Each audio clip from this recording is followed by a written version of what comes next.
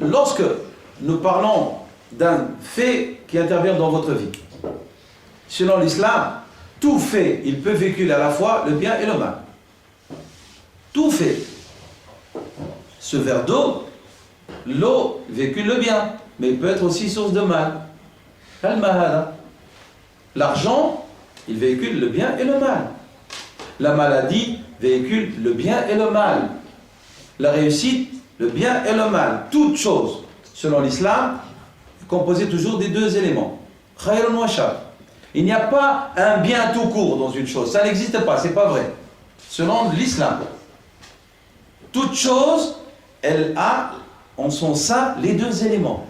Khayrun wa shar. Toute chose. C'est clair? Donc ne croyez pas lorsque vous avez la maladie, il n'y a que le mal. Et ne croyez pas lorsque vous avez la richesse, il n'y a que le bien. Moi je vous ramène à ces questions parce que ce sont les deux questions qui préoccupent toujours l'humain. Surtout lorsqu'on vit dans une société de consommation. La santé et le fric. Alors qu'il y a autre chose. Mais restons sur ces deux points, parce que ce sont les deux qui nous tracassent, nous.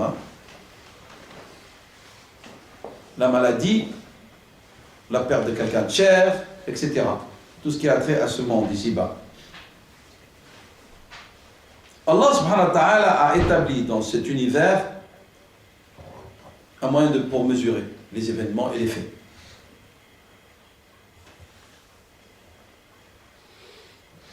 Tout est fait selon Dieu subhanahu wa ta'ala selon des proportions.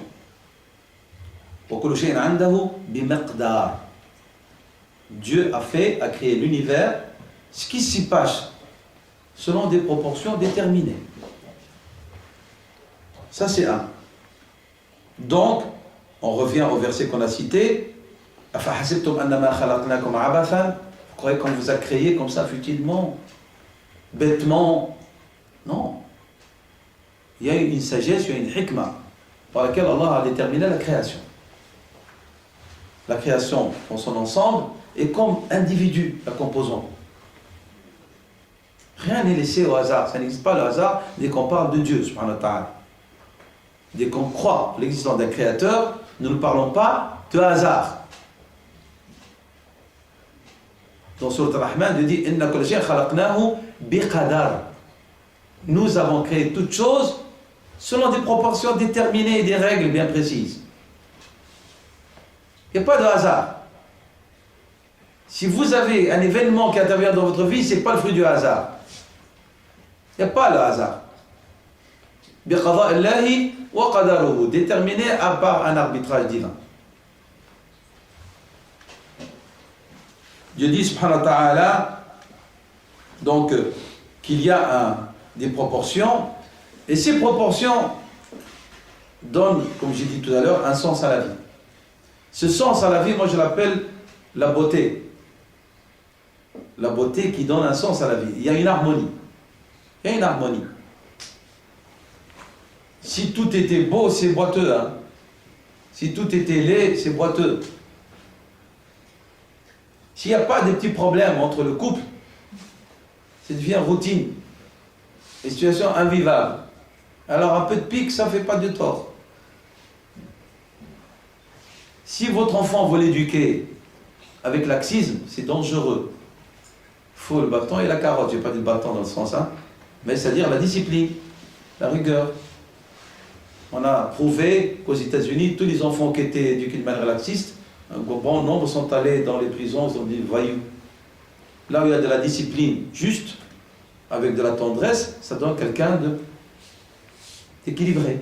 L'équilibre. L'harmonie. L'équilibre veut dire qu'il y a une harmonie dans toute situation. Le bien, c'est quoi? C'est tout ce qui peut te faire parvenir à une situation qui va te permettre d'aller vers une autre situation, que tu juges bonne. C'est ça l'humain. C'est ça le bien pour lui. Il a un moyen qui lui permet d'arriver à une destination. Cette destination va lui permettre d'atteindre une autre destination. Et donc satisfaire ce qu'il veut, étape par étape. Ça, selon l'humain. Simplement, pour les musulmans, étape par étape, doivent mener, comme j'ai dit tout à l'heure, au but stratégique, le but final. Alors, s'il vous plaît, mes sœurs et mes frères, rappelez-vous que le but final pour un musulman, c'est le paradis.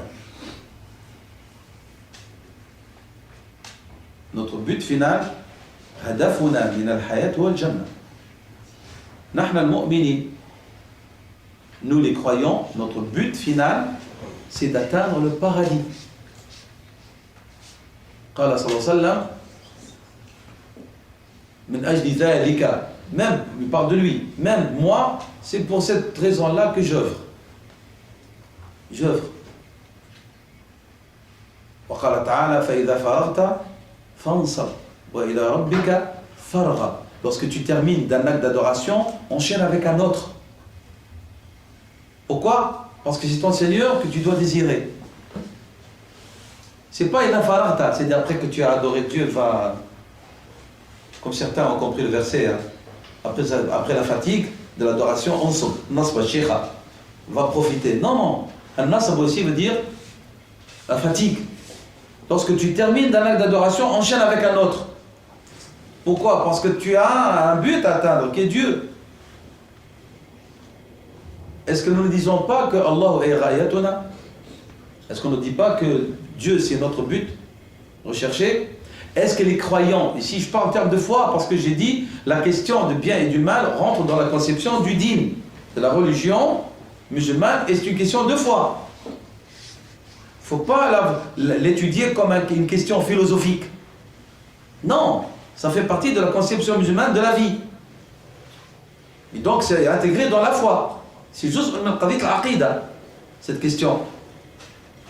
Donc vous et moi, comme croyants, ce que nous voulons atteindre par nos pratiques, par le sérieux que nous manifestons dans notre vie, par la rigueur que nous voulons imposer à notre manière d'être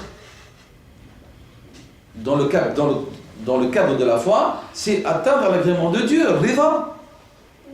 Et le but des buts que tout croyant et croyante aspire, à lequel il aspire, c'est la vision de Dieu. C'est la compagnie du prophète sallallahu alayhi wa sallam. Je ne parle pas ici de Mercedes, hein. Je parle d'autre chose. Celui qui croit que sa vie, elle se limite à une Mercedes, à une maison, à être musclé et bien portant, il n'a rien compris. Bien que l'islam ne vous dit pas que vous êtes interdit d'aspirer à une Mercedes. Il n'a jamais dit ça. Cherche la Mercedes, cherche le confort, la maison, la bonne santé. Mais sache que cela, ce ne sont que des étapes qui doivent enchaîner, que tu dois enchaîner pour atteindre une autre étape, et tout cela est mis au service de quoi? D'un but final qui est stratégique pour toi, aux croyants, c'est atteindre le paradis. Le paradis, on le perd de vue. Le paradis, on le perd de vue. Et c'est pour ça que les conceptions ne sont pas claires. Et donc que les musulmans et les musulmanes, comme j'ai dit tout à l'heure, ils ont une forme de musulmans et de musulmanes, et à l'intérieur, il n'y a rien. Il n'y a rien. Et exprès, j'ai rabaissé la discussion exprès, je l'ai vulgarisé exprès en vous disant même que nous avons notre propre conception de la consommation. Lorsque moi, musulmane, je vais au supermarché, mon caddie, je ne le remplis pas n'importe comment. J'achète selon un ordre, pour que je ne tombe pas dans la créance après. Que je ne tombe pas dans la désolation, et après je commence à réfléchir, et ma vie n'a pas de sens, et puis ça commence les problèmes, parce que je n'ai pas respecté les règles. J'ai dit tout à l'heure, il y avait des règles aussi. J'achète le nécessaire. Alhamdulillah, j'ai le nécessaire, alors je pense à ce qu'il avait une gêne. Alhamdulillah, je n'ai plus, tout ce qui lève une gêne, je l'ai satisfait, alors je pense aux commodités, au luxe. Mais je ne mélange pas les cartes. Je ne mélange pas les cartes. Et tout cela est important. Donc, tout ce que le croyant et la croyante recherchent comme bien doivent être en harmonie avec ce que Dieu, subhanahu wa ta'ala, lui explique comme moyen utile pour atteindre l'au-delà. Le mal, selon la définition des humains, c'est tout ce qui va à l'encontre de leurs désirs et leurs passions. C'est ça le mal. Comme nous l'expliquons nous. Je veux une voiture, je n'ai pas de voiture, donc c'est un mal.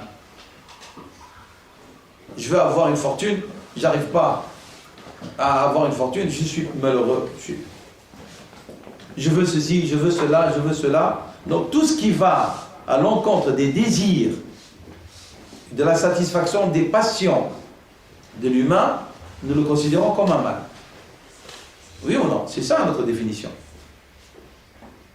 Alors nous voyons la misère, la pauvreté comme un mal, la maladie comme un mal, l'échec comme un mal, tout est mal, parce qu'il va pas il va à l'encontre de ce que nous voulons réaliser. Et l'humain, malheureusement, il ne se suit pas du tout si ce qu'il désire est en harmonie avec ce que Dieu veut ou en désaccord avec ce que Dieu veut, subhanahu wa ta'ala.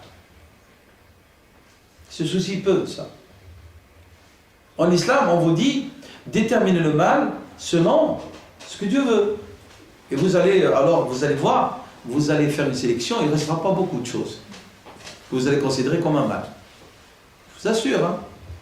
Si vous mettez tout ce que vous jugez comme mal, et vous dites, est-ce que ça plaît à Dieu? C'est conforme à ce que Dieu veut. Vous allez voir que vous allez vous libérer de 50 ou 70% de soucis. Et les autres, alors, ce sont des soucis, soit l'autre humain vous les a imposés, ou soit c'est Dieu par lequel il veut vous tester. Mais vous allez vous libérer d'un fardeau inimaginable. Mais je répète, Ash-Sharru, sur les humains, c'est tout ce qui va à l'encontre de leurs désirs et passions, sans se soucier si cela plaît à Dieu ou non. Le vrai croyant et la croyante, il va déterminer le mal selon ce que Dieu veut, ce que Dieu a défini comme tel. Et vous allez voir qu'Allah subhanahu wa ta'ala, il ne vous éprouve pas par le mal à la légère. Selon les musulmans, le bien c'est ce qui vient de Dieu. Le bien, avec un grand L et le grand B, Al-Khayru, c'est ce qui vient de Dieu. D'où le fait que nous disons, est-ce qu'on ne dit pas Al-Khayru fi makhtarallah? On le dit, mais on ne le pense pas réellement. Et on ne le vit pas réellement. On dit comme un mot, comme le Kif hal bi khayri. Oui, mais qu'est-ce que tu veux dire bi khayri? Même pas un khayr. En marocain, tu demandes à quelqu'un comment tu vas, il te dit deux biens. Mais tu lui dis, quels sont ces deux biens? Il ne faut pas te donner une bonne définition. Nous, on dit, le bien, c'est dans ce que Dieu a choisi. Pourquoi lorsqu'on le dit, mais on ne le pense pas? Pourquoi on le dit et on ne le vit pas? Alors que dans la définition du bien en islam, le bien, c'est ce que Dieu a défini comme tel. Et c'est ce que Dieu a voulu pour toi. Vous savez pourquoi? Parce que Dieu dit dans le Coran, et vous, ce verset, vous le savez. Je ne vous dis pas quelque chose de nouveau. Vous le lisez, mais vous ne vous arrêtez pas convenablement à son niveau. Dieu dit, peut-être vous allez haïr quelque chose, alors qu'elle n'est que bien pour vous. Et peut-être vous allez aimer un bien, alors qu'elle n'est que mal pour vous. Puis Dieu dit après, et Dieu sait, et vous ne le savez pas. Dieu sait que ce bien est un mal. Et il sait que ce mal est un bien. Mais nous n'avons pas confiance en Dieu. Nous n'avons pas bonne opinion de Dieu, comme a dit dans le hadith Qudsi, Dieu subhanahu wa ta'ala. Si nous avions bonne opinion en Dieu, si nous avons confiance en Dieu, le mal que nous jugeons mal, l'acceptons comme bien, on le vivra pleinement comme un bien. Est-ce que vous savez que les savants musulmans, les vertueux de cette communauté, qui ont bien solutionné cette question, ils l'ont solutionné, ils souhaitaient une mort difficile. Lorsqu'on lit la biographie des compagnons, que Dieu les agrée, lorsqu'on lit la vie des vertueux de la communauté, ils souhaitaient l'épreuve avant la mort. Parce qu'ils considéraient l'épreuve comme un bien. Ils n'ont pas un mal. Maintenant, nous allons poser des questions concrètes. La maladie. C'est un mal, selon l'humain. Oui ou non? Selon la conception humaine, selon l'islam à côté, c'est pas un khayr, le marad. Selon l'islam, c'est un bien. Comment? Le prophète a dit, sallallahu alayhi wa sallam, le malade, la maladie est une purification pour le croyant et la croyante de tous les péchés. Vous allez me dire, oui, mais c'est un mal. Oui, mais parce que moi, je vous parle avec la conception musulmane, je vous parle de l'éternité, moi. Je vous parle que c'est un bien pour l'éternité. Et vous me parlez d'un bien pour cette vie d'ici. Bah, on n'est pas sur la même longueur d'onde. C'est pour ça qu'on ne se comprend pas. Si on se comprenait, si nous avons tous les deux ensemble déterminé que la vie, elle n'est pas ici. La vie, elle est de l'autre côté. Dans le Coran, Dieu dit que la vie dernière, elle est al-hayawan. Il a utilisé le terme hayawan. Le hayawan, c'est pas l'animal. Hein. Ici, dans ce verset, al-hayawan, c'est un terme qui est donné pour la vraie vie. Lahia. Il a utilisé en arabe la particule lam de l'insistance pour dire très certainement que la vie dernière, très certainement, est la vraie vie. Si j'ai compris et j'ai reçu le message 10 sur 10, la vraie vie, c'est de l'autre côté. Et que je suis éprouvé et cette épreuve, elle est utile pour l'autre vraie vie. Est-ce que ça, je relativise pas ma maladie? Elle est relativisée, ma maladie. Même que je suis content.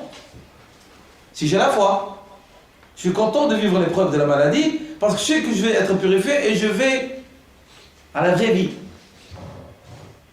Je ne penserai pas à l'euthanasie. C'est une autre compréhension des choses. J'ai un handicap. Oui, c'est une épreuve, selon la définition humaine. Selon l'islam, non. Qala sallallahu alayhi wa sallam. Si mon serviteur, je l'éprouve en lui retirant ses deux yeux, et il patiente, je lui en donne en récompense le paradis. Celui à la fois, il a compris, il l'assume pleinement. Vous voyez des aveugles musulmans qui mémorisent le Coran, ils sont heureux. Heureux. Il y en a un jeune, dernièrement je regardais, on lui a dit, il est aveugle. Souhaites-tu retrouver ta vue? Il a dit non. J'ai pas envie, il a dit. J'ai pas envie. Il a compris le message, on peut les passer. Celui qui n'a pas compris le message, il vit malheureux. Le résultat, il ne sera pas heureux, ni dans cette vie, ni dans l'au-delà. Ni ici, ni là-bas. Donc, la conception musulmane, qu'est-ce qu'elle fait? Elle rend ce que vous considérez mal un bien. Mais aussi, elle relativise le bien que vous jugez comme un bien pour vous dire, attention, c'est un mal. Il peut devenir source de misère dans l'au-delà.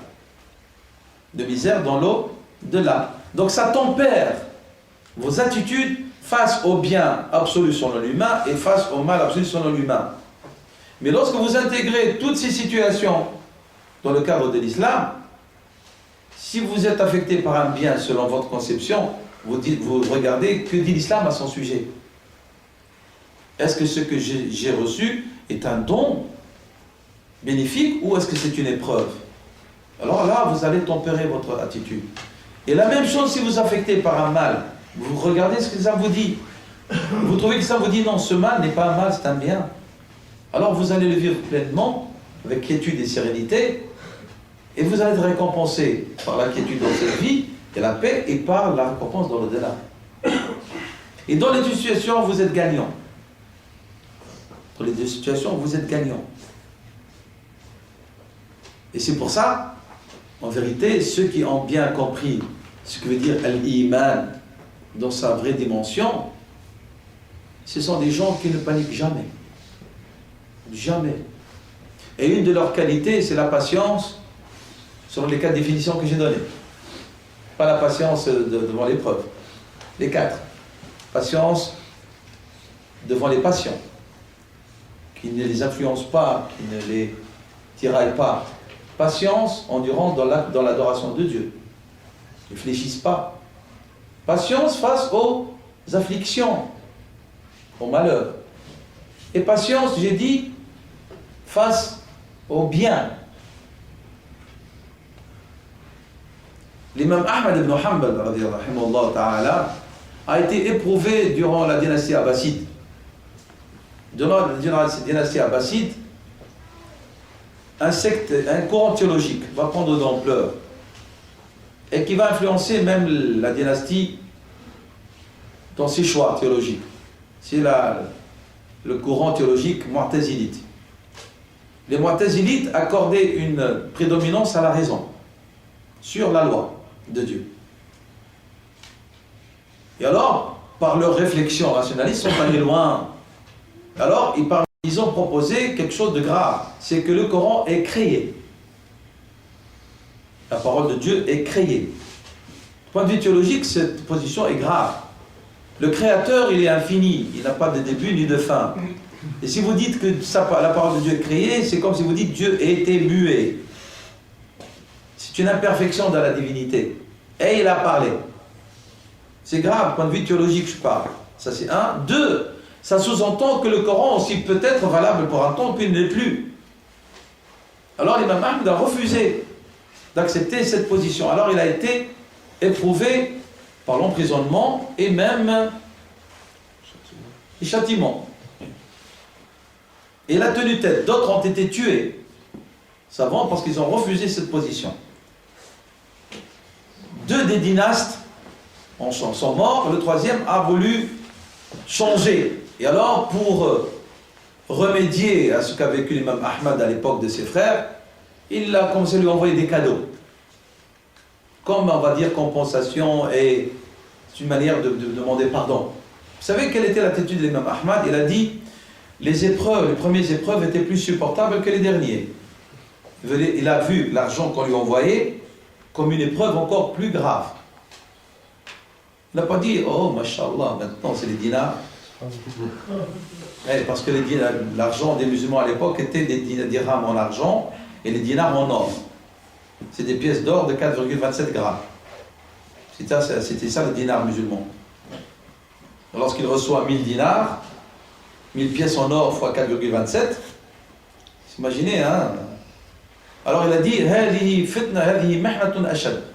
c'est une épreuve plus grave que la première. Les coups, pour lui, c'était un bien. Mais là, il dit, c'est une tentation, c'est un mal, l'argent. Voilà, il a compris l'imam Ahmad. Ce qu'on lui a envoyé, c'était pas un bien, c'est un mal. Pourquoi? Parce que ça va affecter son but stratégique, qui est le paradis. Donc il a mesuré, il a mis cet argent qu'on lui a envoyé, ces cadeaux, dans la balance du jugement islamique. Qu'est-ce qu'un bien, qu'est-ce qu'un mal? Ce que je veux vous communiquer ce soir, et à moi-même le premier, chaque fois que vous êtes affecté par un mal, entre guillemets, ou vous avez reçu un bien, mettez-le dans la balance de l'islam. Que dit Dieu sur ce sujet? Excusez-moi. Et vous allez voir à ce moment-là que votre mal, il est supportable. Et le bien reçu, vous allez réduire de son intensité et de son influence sur votre manière de vivre, de voir les choses.